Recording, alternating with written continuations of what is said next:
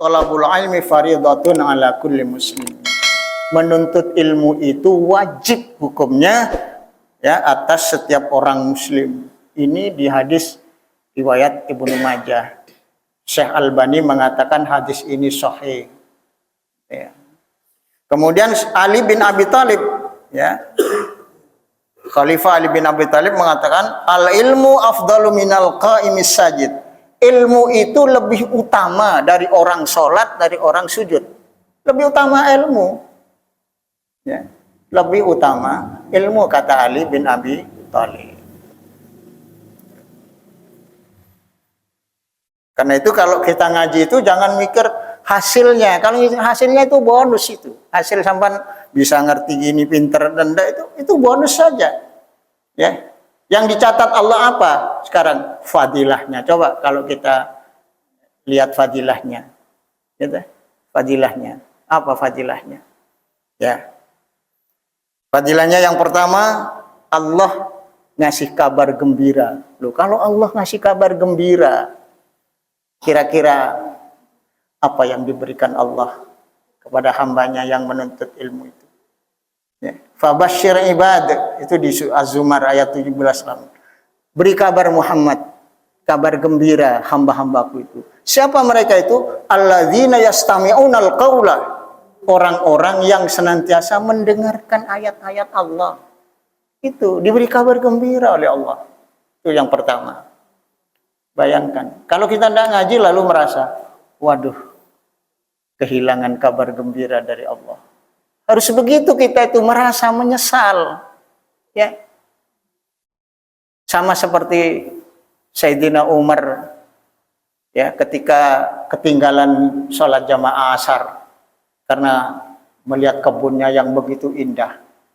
Ya, Umar bin Khattab pernah melihat kebun yang begitu indah, lalu telat sholat asarnya berjamaah. Telat. Lalu apa yang dilakukan Umar? Mengikob diri. Mengikob diri itu memberi hukuman pada dirinya. Apa hukumannya? Disedekahkan semua kebunnya yang tadi, membuat lupa. Inilah yang membuat lupa saya. Saya sedekahkan untuk fakir miskin semuanya. Mengikob diri. Nabi Sulaiman juga pernah kemalaman sholat asar karena menonton kerapan kuda, karena saking cintanya sama kuda. Nabi Sulaiman. Lalu apa yang ditindak? Mengikob diri, menghukum dirinya. Dengan apa? Dipotong semuanya, 2000 kuda. Dipotong, disembelih semuanya. Kalau kita ketinggalan jamaah kira-kira apa, Pak? Tobatnya? Guyang-guyu paling. Guyang-guyu, gak apa-apa. Ya. Itu mengikab diri. Ya. Membuat sanksi pada dirinya. Makanya ukuran iman itu di sini. Ya. Kemudian yang kedua, fadilah daripada menuntut ilmu itu, yang pertama tadi kabar gembira dari Allah. Sahabat senang enggak kalau kabar gembira? Kalau kabar gembira dari teman aja sudah senang, apalagi Allah suruh sampaikan kepada Nabi Muhammad SAW. Wahai Muhammad, ayo sampaikan kabar gembiranya. Sebab nanti kalau kabar gembira dari Allah, satu, Allah akan memberikan petunjuk dalam hidupnya. Ya, Allah akan memudahkan segala urusannya. Dan Allah akan mudahkan nanti di akhiratnya. Apa enggak senang? Gitu ya. Kabar gembira dari Allah. Yang kedua, apa? Allah akan mengangkat derajatnya orang-orang yang beriman dan punya ilmu itu. Di surat Al-Mujadilah, ya, ayat yang ke-11. Yarfa'illahu alladzina amanu minkum walladzina utul ilma darajat. Allah akan mengangkat, ya, dari kalian orang-orang beriman dan orang berilmu beberapa derajat. Derajat itu artinya di sini beberapa derajat, bukan satu derajat. Satu derajat 500 tahun. Ya, kalau 10 derajat berapa itu? Makanya kalau nggak ngaji nggak ngerti. Ya, Kalau ngaji nanti ngerti apa yang disampaikan. Barangkali ada suatu amalan. Ya, saya pernah menyampaikan di sini. Siapa yang habis sholat maghrib, sesudah salam, habis sholat subuh, sudah salam, jangan bergerak. Ya, anggota tubuhnya ini, ya, jangan bergerak, artinya jangan pindah tempat. Ya, tetap dalam posisi. Kalau posisi apa itu tahiyat akhir kan begini. Nah, kan begini. Ini dalam posisi seperti ini jangan dirubah dulu kata Nabi sebelum membaca 10 kali la ilaha illallah wahdahu la syarikalah lahul mulku wa lahul hamdu yuhyi wa yumitu, ada yuhyi wa yumitu wa huwa ala kulli syai'in qadir. Ya, 10 kali. Jangan merubah. Sebab apa? Pertama, Allah akan memberi kebaikan 10 kebaikan. Menghapus 10 dosa. Mengangkat 10 derajat. 1 derajat 500 tahun. Itu. Dijaga dari gangguan setan. Itu. Jadi banyak keutamaan yang di sini. Loh, kalau nggak ngaji kan nggak tahu. Mari sholat, assalamualaikum, assalamualaikum. Silo langsung. Karena nggak ngerti. Nggak tahu ngaji soalnya. Ya toh? Nggak bisa ngaji. Kalau yang ngaji eman, kenapa? 10 kebaikan. Ya, diampuni 10 dosanya. Diangkat 10 derajatnya. Dijaga hidupnya ini dari gangguan setan. Luar biasa. Lah eman-eman. Ya. Ini tidak diterangkan di dalam sholat. Waktu sholat nanti jangan berubah. Tidak. Ngaji. Ya. Baru ngaji, baru tahu. Tidak akan berubah. Habis sholat maghrib dan habis sholat subuh. Tidak sholat duhur enggak, sholat asar enggak. Ya, sholat maghrib itu sholat maghrib baru, sholat isya enggak. Cuman 2 sholat, 2 waktu. Itu. Kalimat semuanya hafal ini, tapi kalau tidak tahu fungsinya kan tidak bisa ngamalkan. La ilaha illallah wahdahu la syarikalah lahul mulku wa lahul hamdu yuhyi wa yumitu wa huwa ala kulli syai'in qadir. 10 kali. 1 menit cuman. Gak lama kok. Wah, kalau geringgingan saya enggak. 1 menit kok cuman. Gak lama. Ya. Kalau nggak ngaji, nggak ngerti seperti ini. Nggak eman-eman. Ya dah. Rugi kalau kita tidak tahu. Karena ini keutamaan yang diberikan Allah. Kemudian keutamaan yang ketiga, kata Allah, akan dimudahkan. Orang yang suka ngaji dimudahkan besok, bukan sekarang. Kalau mau sekarang, ya mati dulu. Kalau mau sekarang, kalau mau nanti, kalau sudah meninggal, man salaka tariqan yaltamisu fihi ilman sahalallahu lahu tariqan ilal jannah.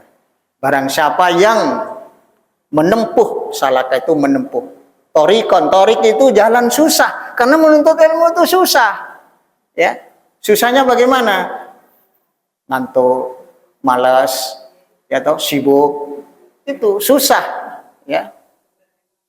Tariqan itu jalan susah ditempuh. Untuk menuntut ilmu, maka nanti Allah sahalallahu lahu tariqan ilal jannah. Allah akan memudahkan dia itu nanti masuk ke dalam surganya Allah Subhanahu wa taala. Dimudahkan. Bukan sekarang, tapi nanti.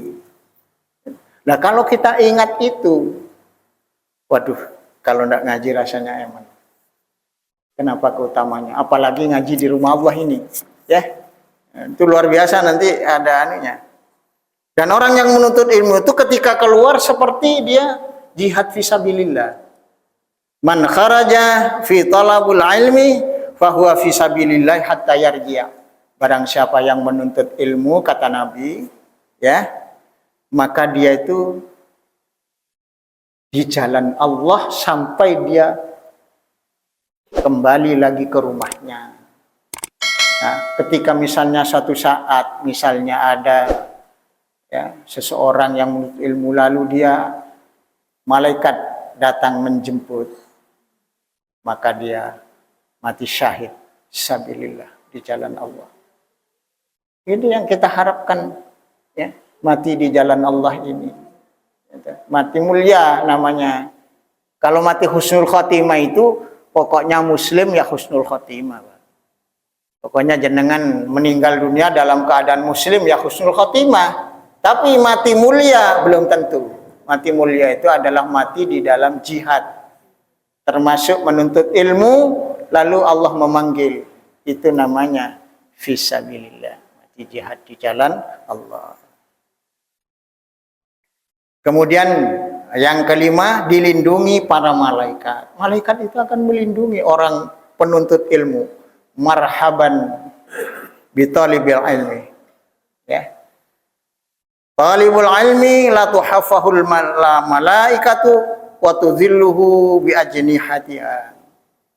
Para malaikat itu menutupi, ya, menutupi, menaungi dan membuat naungan dengan sayapnya.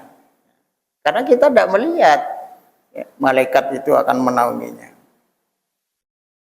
Kemudian yang keenam, yang terakhir ini adalah penduduk langit, para malaikat, penduduk bumi, ya, dan semua binatang-binatang baik di darat, di laut, semuanya memintakan ampun kepada Allah. Bayangkan itu, ya. Ini. Jadi keutamaan orang yang menuntut ilmu itu, kata Rasulullah SAW dalam Sahih At-Tirmidzi, hadisnya Sahih, innallaha malaikatahu wa ahlus samawati wal ardi. Sungguhnya Allah dan para malaikat, wa ahlu dan penduduk langit dan bumi, hatta namlata sampai semut, fi hujriha di dalam, ya, di dalam itu kamarnya itu di tanah itu, hatta huta sampai pada ikan-ikan di laut, la yusalluna ala mualliman nasal khair. Mereka semuanya bersolawat. Kalau solawatnya Allah kepada hambanya, kepada manusia, Allah memberikan rahmat, memberikan ampunan. Tapi malaikat semuanya memohon kepada Allah. Sampai binatang-binatang yang ada, semut, ikan di laut, semuanya memohonkan ampun kepada Allah pada orang-orang yang senantiasa menuntut kebaikan. Ya, menuntut ilmu. Bayangkan itu. Ya, ketika kita, ya, ngaji, itulah bayangan kita keutamaan-keutamaan. Kalau kita tidak ngaji, rasanya seperti apa? Kehilangan semua keutamaan yang diberikan Allah itu sampai tadi banyak itu, ya. Ya. Apalagi dilakukan di masjid, ya, dilakukan di masjid, di rumah Allah. Sehingga di dalam satu hadis itu, majtama qaumun fi baitin min buyutillah. Tidaklah berkumpul suatu kaum di rumah-rumah Allah, ya. Yatluna kitab Allah, mereka membaca ayat-ayat Allah, wa yatadarrusuna dan mempelajarinya. Illa wasyathumur rahmah. Allah akan menutupi rahmatnya. Ditutup dengan rahmat Allah. Wa nazalat alaihimus sakinah. Yang kedua, akan diberi ketenangan. Apa sih yang dicari dalam hidup ini kalau bukan ketenangan? Apa sih? Ya. Cari ketenangan. Cuman Quran hanya memberi batasan orang yang tenang itu orang yang senantiasa ingat kepada Allah. Kalau kita lihat di surat, ya, Al-Ankabut itu, alladzina amanu wa tatma'innu qulubuhum bidzikrillah. Orang beriman itu akan menjadi tenang hatinya karena selalu ingat kepada Allah. Selalu ingat kepada Allah. Ala bidzikrillahi tatmainnul qulub. Ketahuilah, ingatlah kata Allah. Ketahuilah bahwa hanya dengan ingat kepada Allah hati akan menjadi tenang itu. Ya. Coba kita rasakan sendiri, gitu, ya. Kan jadi tenang. Di samping itu wahafat malaikat Dan malaikat akan mengelilingi orang-orang yang senantiasa berada di rumah Allah ini. Dan yang terakhir, yang keempat, ya, wa dzakarallahu fi man indahu. Allah menyebut-nyebut. Ya. Di aras sana Allah menyebut, itulah hambaku, itulah hambaku. Disebut-sebut oleh Allah. Inilah kalau kita lakukan di rumah Allah ini, di masjid ini, gitu. Jadi banyak sekali keutamaan kalau sampai dilakukan di masjid, ya, di rumah Allah ini, ya. Luar biasa yang diberikan Allah ini, cuman saya sampaikan satu. Lalu sekarang bagaimana ancaman bagi orang yang tidak mau, ya, tidak mau mengaji, ya. Ancaman Allah kalau kita baca di surat Al-Mulk ayat 10. Ya, nanti kita periksa yang biasa baca surat Al-Mulk Tabarak itu. Ayat 10-nya mengatakan waqalu, mereka akan menyesal nanti. Lau kunna nasma'u au naqilu ma kunna fi ashabis sa'ir. Ketika mereka nanti masuk neraka, ya, mereka mengatakan, andaikan kami dahulu waktu di dunia, ya, nasma'u, aku mau mendengarkan, kalau ada kajian saya mau mendengarkan. Au naqilu, atau saya berpikir, karena sekarang ini banyak orang tidak mau dengar, tidak mau berpikir. Ma kunna fi ashabis sa'ir, tentu aku tidak akan ada di dalam neraka ini. Ya. Menyesal di akhirat nanti sudah tidak ada gunanya. Kalau menyesal sekarang masih ada kesempatan, ya. Masih alhamdulillah masih ada kesempatan, ya. Mungkin berapa tahun lagi atau berapa bulan lagi, berapa hari. Sebab kalau nanti sudah di akhirat, ya, sudah masuk kubur, dia minta sebentar saja, Rabbi laula akhartani ila ajalin qarib. Wahai Tuhanku, andaikan kau mengakhirkan sebentar saja, minta kembali ke dunia sebentar saja, ya. Wa asaddaqa wa akum minas sholihin, aku akan bersedekah dan akan menjadi orang yang soleh. Itu minta kepada Allah, tapi sudah tidak bisa. Antara alam barzah dengan dunia sudah ada benteng yang sangat kokoh, ya, tidak bisa tembus lagi ke dunia, tidak bisa kembali. Itu pertama. Kemudian yang kedua, akan menyesal orang yang tidak mau menuntut ilmu itu. Kemudian yang kedua, akan celaka dia, celaka hidupnya. Ya, di dalam Quran, ya, surat Al-An'am ayat yang ke-26. Wa hum yanhauna anhu wa yan'auna anhu. Mereka, ya, melarang orang lain, ya, daripada, dan mereka menjauh daripada Al-Quran. Mereka itu maka akan binasa, dia akan celaka.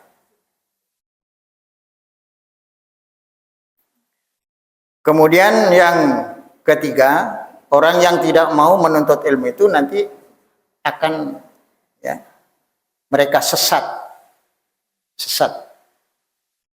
Di dalam Quran nanti gini, di dalam surat Al-Furqan ayat 27 sampai 30, wa yauma ya'addu dzalimu ala yadayhi yaqulu ya laitani ittakhadtu ma'ar rasul sabila ya wailata laitani lam attakhid fulanan khalila laqad adallani an dzikri ba'da idza ja'ani wa kana syaitani lin insani khadula. Nanti pada hari kiamat, orang-orang yang di dunia itu tidak mau peringatan Allah, tidak mau dengan Al-Quran itu, akan menggigit jari, copot dua jarinya itu. Ya adud zalimu, ya, yang adud itu menggigit jarinya orang-orang zalim itu, yadaihi, tangannya. Lalu mengatakan, andaikan saya dahulu mengambil jalan Rasul. Celaka aku, sekiranya aku dulu lam attakhid fulanan khalila. Aku punya teman dulu yang tidak mau, yang menghalangi saya untuk menuntut ilmu, untuk mengaji Al-Quran. Ya, kadang-kadang ada teman mengatakan misalnya, ini apa ngaji orang, yuk melu aku aja. Ngopi, nah, ngopi. Tidak mau ngaji. Laqad adallani, sungguh dia telah menyesatkan aku. Ya. Ani zikri, dari ingat kepada Allah, ya, menuntut ilmu, ba'da ja'ani, setelah datang kepadaku, wa kana syaitanu lil insani khadula. Dan sungguh setan itu terhadap manusia sangat pengkhianat. Jadi ini bisikan setan, ya, bisikan setan.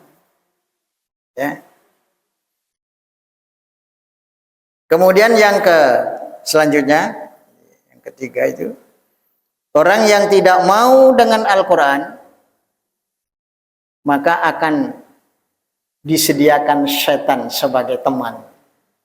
Setan jadi temannya nanti kemana-mana. Makanya dia nggak mau ngaji, karena sudah didampingi oleh setannya ini.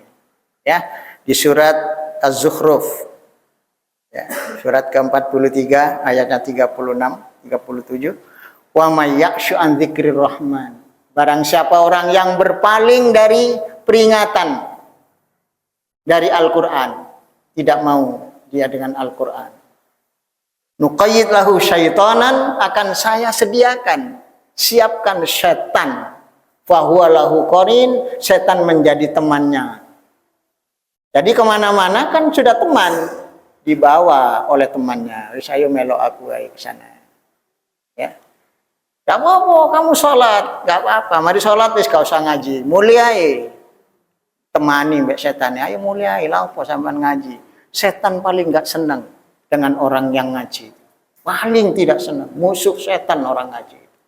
Betul-betul. Setan sangat bangga, merasa menang kalau bisa menghalangi orang menuntut ilmu. Ya.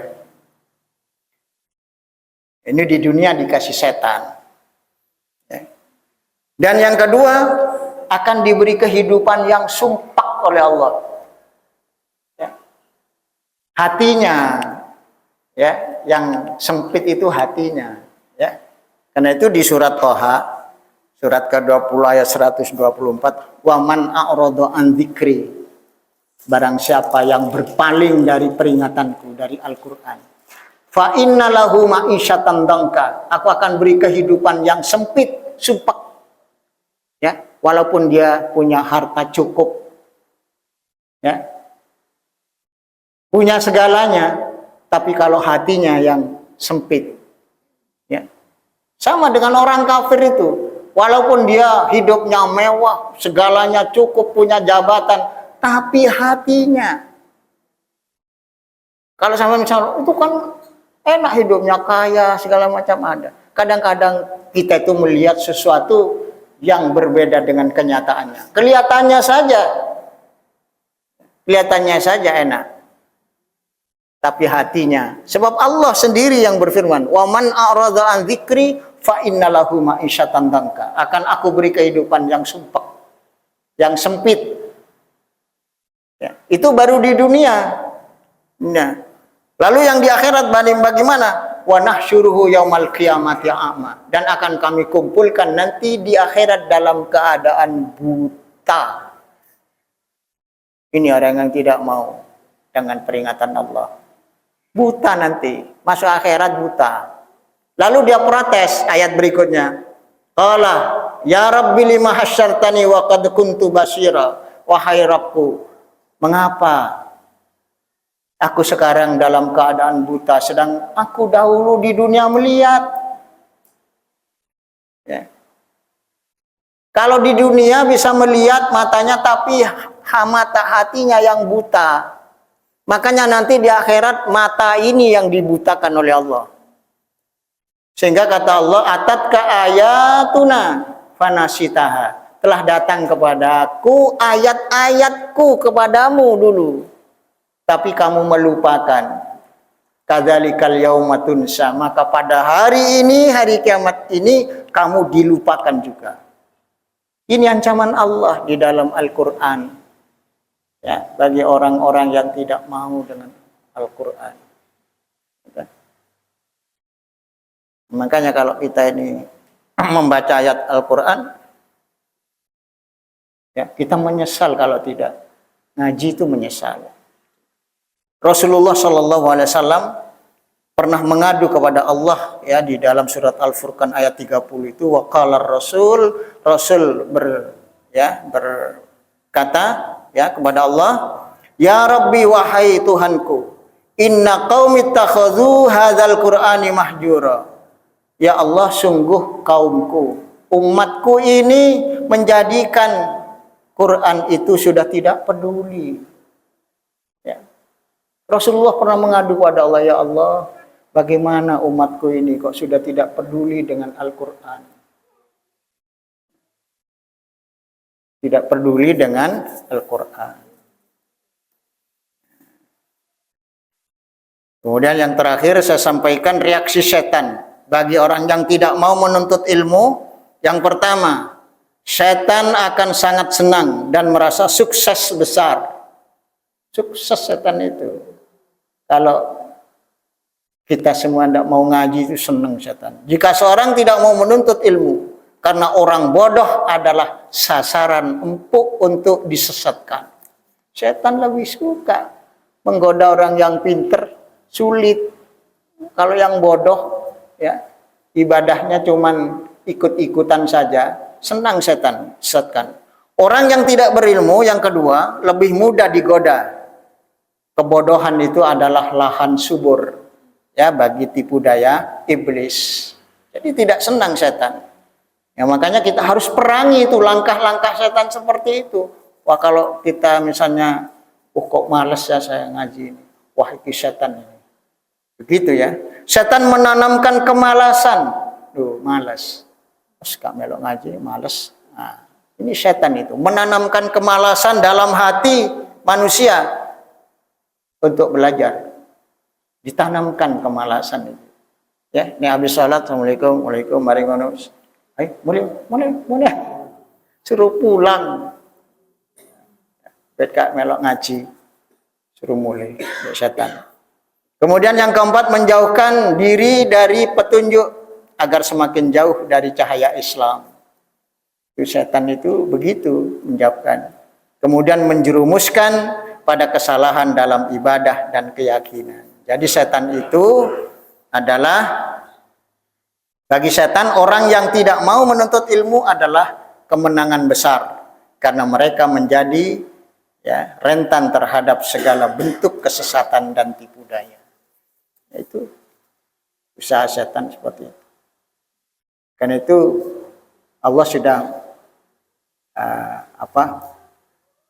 menyatakan di dalam firman-Nya, wala tattabi'u khutuwatis syaitan. Jangan kamu mengikuti langkah-langkah setan, gerak langkah setan. Inna syaitan lakum aduwwum mubin. Sungguh setan itu musuh kamu yang nyata.